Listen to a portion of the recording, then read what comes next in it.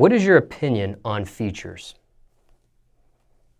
Well, I just feel like if you do it the right way, and it really can help you if you do features the right way and don't like do it at a business point. You know what I'm saying? Like make sure everything is legit and you promote it the right way and make sure everything is like together the right way, because you just don't know who might do you wrong, might end up taking your bread, or I don't know. And then the promotion thing, like with it, really like it's just so many different ways you can do stuff nowadays, like with features, like because it can either help you or it can leave you at the same spot, like struggling by yourself. And I mean, it could just go either way, really, with a feature.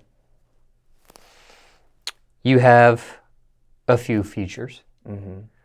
DaBaby, Stunna for Vegas, Mm-hmm. Project Pat, Mm-hmm. Rollo. Nah, I ain't doing shit. I opened up for Rollo. Oh, you opened up for Rollo. Mm-hmm. Didn't get a Rollo feature. Nah. And Setitoff83. Yeah. Are those all the features so far that you've... Yeah, that's all the features. The notable features? The other stuff that I did, like opening wise, like Riff Raff and other artists and stuff.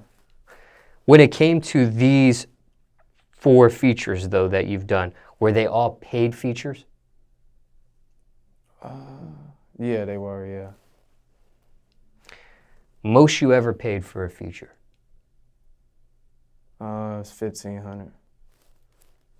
And who was that? That was Setitoff83. And was that his initial price, or you got it negotiated down to that? I got it taken down.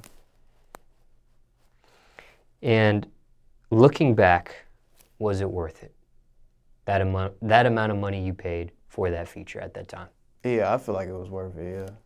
Why? Like, it just, as far as where he's from and where I'm from, nobody out where he was at knew me in his area. So it kind of like helped me out with like having people from his area know who I am, and the same with him. So it basically helped both of us, and the song on YouTube got like, what, 150K, so. And were you able to recoup your money in that investment there? Mm-hmm. Out of all your features so far, who gave you the best or the hardest verse? I'd say DaBaby. And how'd you get him to be a part of that song there? Really back then, like, it was like so long ago, he was going by Baby Jesus back then. And I kind of got lucky, like catching him like right before he got like right before he started jumping off with his career. So I got the feature for kind of low, you know what I'm saying? So we ended up connecting together at the studio. We shot the video in the studio.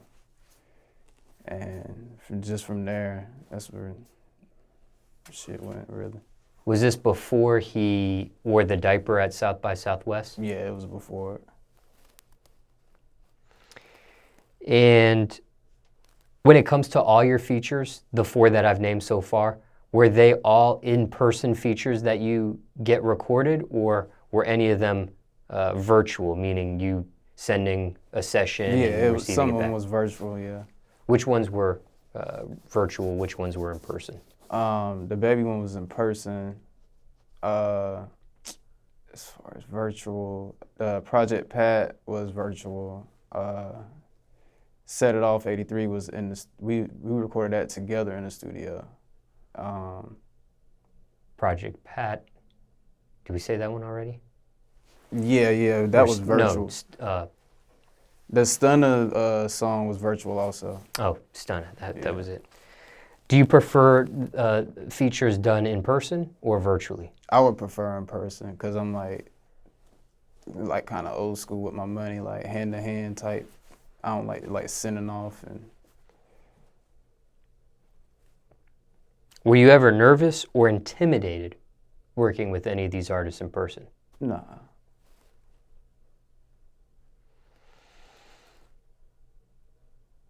You ever get a feature back that made you want to change your verse?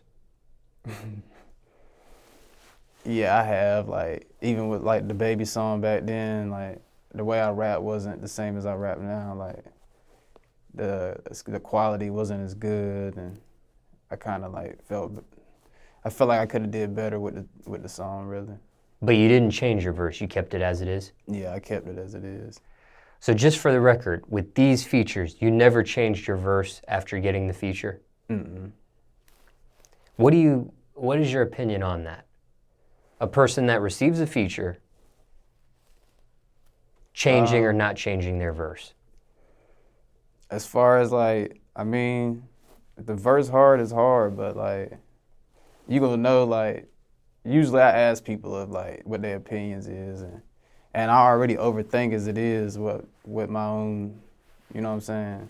So as far as people doing their verses, just make sure it's what you want to put on the track, because sometimes you might not be able to get the chance to put a different verse on there like I did, because when a lot of them songs I did back then, I couldn't go back and do it again because I ended up selling my computer, so I didn't know about stuff like that back then, and I know now, so. So do you think that is, when it comes to people that receive a feature and they change their verse, is that cheating or not cheating? Is that fair or unfair to the person that did that feature? What do you make of that?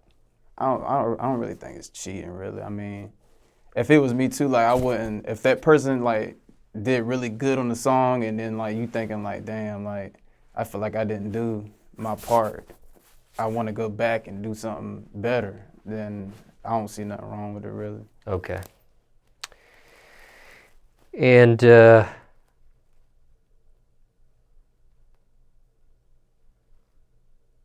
on the opposite end of the spectrum, you've done features for others. Mm-hmm. Do you give your best on a feature? Yeah. What happens if you come up with a bar or lyrics that are so good, or maybe one of your hardest bars or lyrics, and it just so happened to be for another person's song? Do you hold it for yourself, or do you let it ride?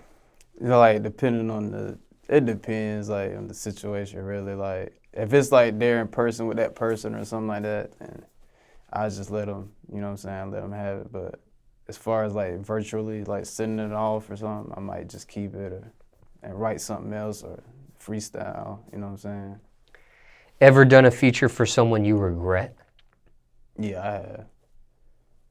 Why? Well, like, I did a feature with Ayo KD, which is not really official, but ended up sending it virtually, and it didn't come out good. The quality was horrible. And stuff like that just makes me like regret doing features and stuff like with certain people.